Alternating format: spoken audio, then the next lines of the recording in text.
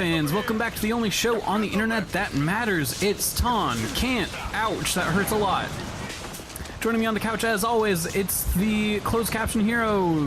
Nope. Joining me on the couch as always, it's the corduroy legend, the one-title wonder. Prep. Hey, you can pick your friends, and you can pick your nose, but don't do drugs. And, as ever, the reason for the season, the Cowboy, the closed caption hero, 100 pounds of pure glistening, all my guns are one gun that transforms into other guns. It's Taun Mitchell. Hey. What's good, internets? Hey, we're going to talk about something very controversial today. Uh-oh. What's that? I love you. Whoa, I'm really amazed this shipping container fucking stopped that rocket. Yeah. Didn't even budge. I like that it was all slow-mo for a second, like, will it, won't it? I don't even... It won't, it's fine. Everything's totally cool. That's a big guy. Not a small guy. Who's a big boy? Oh yeah. Who's a big boy? Small guy in a big suit. What's the big guy, little jacket. What's the controversy? That I love everyone. Oh. Look out! Something's I was worried it was heading moving. We're moving too fast. We can't see a thing from here. Or we're moving just fast enough. Right You know what? below you. It's not your responsibility to set the pace. What's green? Oh, green upgrade. I'll upgrade this gun. Oh, howdy, Pilgrim. Ooh, that's... A big old chainsaw. See, I've got another situation of having two separate objectives right now, and I don't know which one to go after. Let's go this way. One like the main objective, and the other one is like a short-term objective. I don't know, man. Like, I just play the game. Beat up this chainsaw if you want, or just keep going. I don't know, man. There's a ship up there, huh? Whoa! Yeah, but where do I shoot on this little number? Whoa! So I've picked back up Tales of Berseria. Oh, a game, I assume. Japanese RPG. It's been ongoing since Favorite type of RPG? The Super Nintendo, I think was when the first one came out. Really? Yeah. Oop. They've not been as big in the West as they are in the East, I'm told, but I'm assured that they're, almost as big as Final Fantasy and Dragon Quest, but they've just never truly caught on in the West. Sure. My stepbrother had one on the PS2 that I've dabbled with. I've probably played the first 10 hours of that game a half dozen times because I keep losing saves. But because of having to start over multiple times, I've never really gotten all the way through it. Tales of Berseria, however, was on kind of my periphery for quite a while because the story of it seemed really cool. Instead of playing the heroes out to save the world, you're a group of anti-heroes. Maybe they're actually villains out just for pure revenge. That's interesting. Yeah, and I mean, obviously we get tied up in this end of the world plot, and I don't know, I can't speak much to that because I'm not there yet, but it's very enjoyable playing as this character who you play as in their youth, where they're just like a sweet, kind person and care about other people, and then seeing them get betrayed and spending years in a prison for basically to keep them silent, and then having to come back and try and enact revenge on the person who betrayed them in the past, and accruing a bunch of people who, not necessarily villains, but, are on the right side of the law. Yeah. And it's been really enjoyable so far. I started it a year and a half ago, got through the first, introductory bit, but then I was moving, just lost track of it. Some other game probably distracted me. So I kind of fell off of playing it, just picked it back up, and that sucked. Because the combat's, not stupid complex, but it's not extremely straightforward either. So I spent half a dozen encounters trying to get used to it again. Encounters, you'll see enemies in the world, but when you walk up to them, it goes into a different state, and you fight them there. And combat's almost hack and slashy, where I press a button and an attack comes out. They all have kind of cooldowns and build-ups, and you have souls that will let you do longer combos, but those souls will deplete. It's getting very complex already. Sure. Essentially, you have a stamina bar you have to care about. What the fuck? Oh. Get out of the way. You have a stamina bar you have to keep track of, but you can make that stamina bar bigger for every enemy you kill. But sometimes enemies can do moves that deplete that bar. And it's All clear. frustrating because I kept trying to play it like it was Bayonetta, where I can just mash out attacks. Yeah. And that wouldn't happen, so I kept getting fucking run over. But yeah, I'm enjoying it quite a bit. The characters are all very interesting. The main character I've already kind of described. She should be okay. I'm going to spoil the first 3 hours of Tales of Berseria, so if anyone's thinking about playing, heads up. Skip ahead 3 hours if you don't want spoilers. Yeah, because I'm going to cover every minute detail. Growing up with their little brother and this guy, Arthur, who's kind of raising them in this small little town that has some sort of plague that they know is coming eventually, but they've fought back multiple times before, so they're not that worried about it. Eventually hits this village, and then Arthur, who's been raising you and your little brother, sacrifices your little brother in a ceremony to knock back this plague, and tries to sacrifice you as well, but you end up escaping, making a deal with a demon that makes you hella powerful, but also gets you in prison for 3 years. That's the main character. Jesus Christ, guys. There's a lot of fucking guns. Not a small amount of guns. You end up teaming up with this guy in the jail who is also a demon, but you help him get his sword back. That's some sort of like super crazy powerful sword that he refuses to use. He fights mostly with daggers. This plot's happening here. Elena, isn't that Professor Candide? Apparently we're supposed to be saving Professor Candide. I don't remember much of the plot of this game. And I think that's fine. I know, but I'm kind Wow, this guy uses way more cover than I do.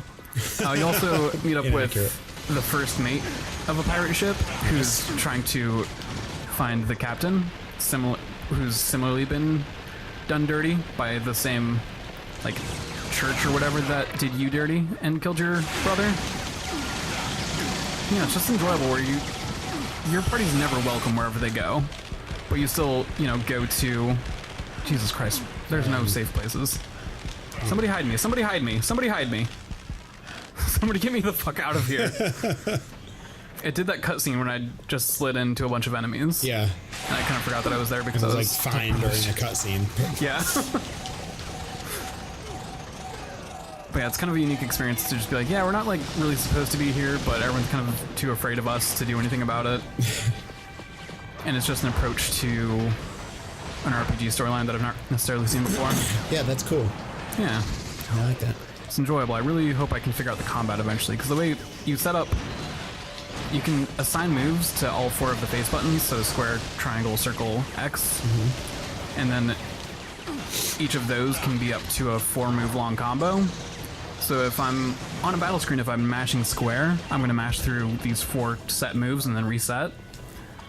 So I don't have enough moves to really feel like I need to set it up, but eventually I'm going to have to set those up to be like, okay, so I want this button to be like building up my combo meter, and then finish on this button I know it has all my elemental attacks. It's interesting, but yeah, I need to unpack the combat to really get in there. Also, Professor! this game's about to get a lot more interesting, so we're gonna have... So far we've just kind of been mowing through these, like, scrubs, grunts more or less, and then that one boss fight that was kind of like whatever. Now we get to meet these guys, and I forget what their names are, but they've essentially got the same power suit that I've got. Not the same one, obviously, but beefy individuals. Which is, I guess, to say this game's going to become a lot more anime starting now. Nice. Oh. Sidestep, what do you want with Candide? There is much I want from Mr. Candide. Whoa. Wow. I would feel like that would make me sick. Now, I remember there's a trick to fighting this guy, but I do not remember the trick to fighting this guy. So we're probably going to get a couple continues here. Just a fair warning to anybody. Pretty sick missile drop kick. It's not bad, huh?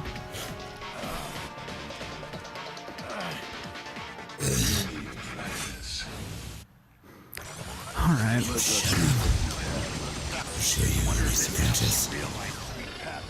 What are you doing for Halloween?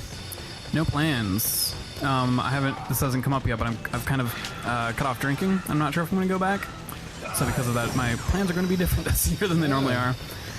Typically, Miranda's old roommates like to go out dancing. I hate dancing so much. So very, very much. But I'll like go out because like I'll have fun with it for a couple hours. But that's usually because like I'm drunk, I don't care, I'll move my body around for a little bit. Yeah. That's interesting. I would not have guessed that about you. That I don't like dancing. Yeah. I've lied about it to myself and to others for several years, and finally, just within the past 8 months, I've decided, you know what, I really don't like dancing. Why do I keep doing this? Like, I like going to shows and I'll kind of like move around there, but I've never felt like, yeah, I need to go out and I need to be dancing right now. That's gonna be fun. Yeah. What's gonna really make this experience is going out and dancing. Who's shooting at me? Where is he?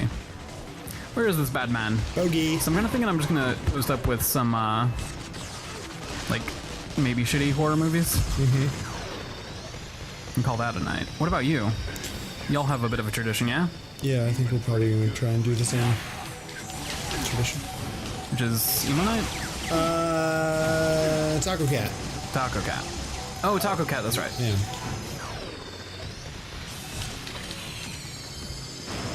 Ooh. I did. But we'll see. I will say I did have an immense amount of fun at emo night dancing. Yeah, that's different. Yeah. You know? Club dancing is not for me. Yeah. I have a hard time with that too, but yeah, emo nights are different.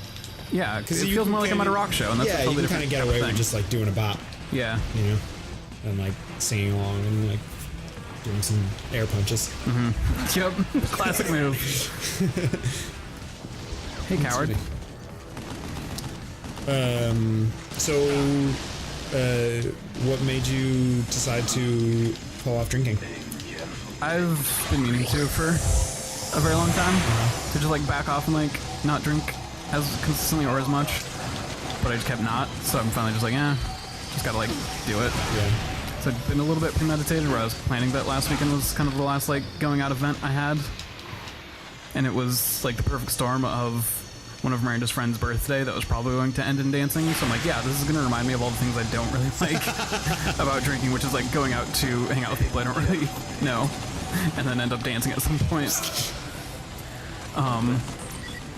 So yeah, I don't know.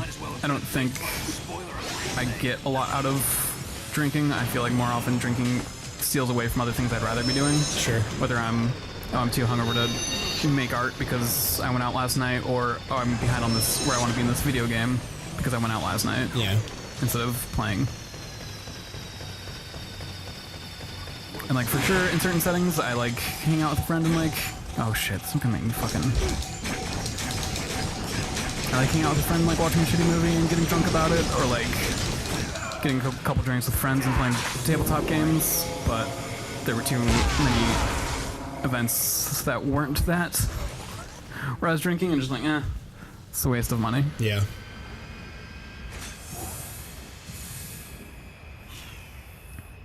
Our business here is So is it like, No! like, are you just like cutting off entirely, or are you just trying to like, or is it more like a moderation thing where you're like, I'm not gonna like plan an event around drinking, or does like cutting off entirely kind of serve that purpose of like, because like I know in certain things, like if I want to cut back on something but I allow myself a middle ground, it makes it a lot harder to do that thing. And I've done that too many times where it's like, I'm only gonna go out to these specific events and that's when I'll drink, but then, oh fuck it, I mean I'm going out in a couple days anyway, may as well get a six-pack tonight and do something about that. Right. So yeah, for right now I feel like it's just cutting it off, unless I feel like I don't know, it's something I want to add back to my life, but for right now it's just kind of like, I don't get anything from drinking. Yeah. Hacking now. I have to activate the elevator. I see. Well, thanks for sharing that. Yeah, Part of your life. absolutely. And my friend group is so much less the people it used to be, where it was like, yeah, if we're hanging out, we're going to be drinking. Yeah. That's like the point of our hangout. And like, especially with like going to a birthday party for a bunch of people who that is their every weekend they're going out. Yeah. This one just happened to be for a birthday. Just a reminder that like that's not the life I want. Like I'm so much more productive when I'm not drinking. Yeah.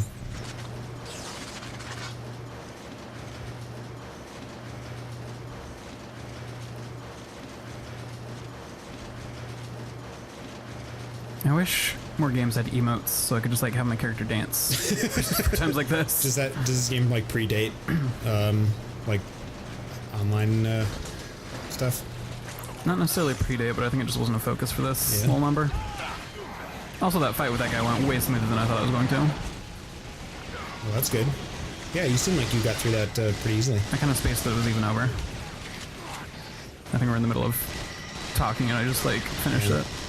It's easy when you're not like, I don't know if maybe you're not having this problem as much, but I'm having a little bit of trouble, like, sort of similar to Bayonetta, of like